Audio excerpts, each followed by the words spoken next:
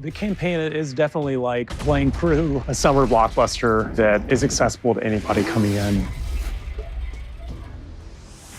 Black Ops 6 follows the events of both Cold War and then the 1980s part of Black Ops 2. The story takes place in 1991. Frank Woods had been on a mission in Panama that had gone south because there was apparently a mole within the CIA that betrayed them. Jason Hudson got killed. Alex Mason was killed by Woods' hand unintentionally. So what we're dealing with is some of the aftermath of those events. Our major returning characters are Frank Woods. He's a man of action, but he's not able to actually get out in the field anymore. We also have Russell Adler. No one quite understands his motivations, so he's difficult to trust. As far as new characters, we have Troy Marshall brings leadership, and then Savati Dumas, she's the master of disguise. And Felix Newman is a tech genius. Their arcs are very like, I don't know who to trust. I don't necessarily trust anybody in this room, but we know that we have like a similar goal.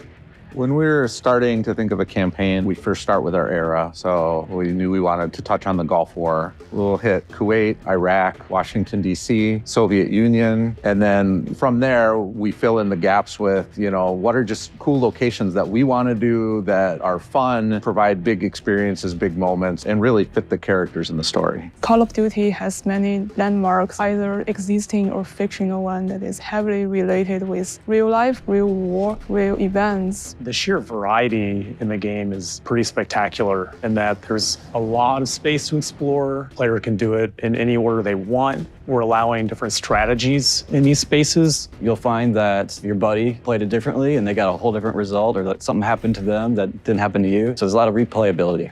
The safe house is a place to go in between missions. It gives the player a chance to explore. It's where you can really see these characters and feel who they are and what they're going through. There is also upgrade stations, so the player can upgrade themselves with improved equipment, improved abilities. The safe house will grow as the player progresses through the game. The set dress will change, the visuals will change, and you'll notice different things that weren't there before. So the player is playing a CIA operative named William Calderon. He goes by Case. Throughout the campaign, you'll be playing as Case, but there are other opportunities and other missions where you will play as other members of the team. And under the radar, you're playing as Sev, and she gets her own uniform and is disguised as a person who's working the base. We're hammering home to the player, this is a different character you're playing as. And so prototyping a mechanic around her having heightened keen eye senses, integrating that into the flow of the mission worked really well. I think my favorite part is in High Rollers. You're going to go in there, pretend you are one of the customers, and break into the underground vault and get that cash out.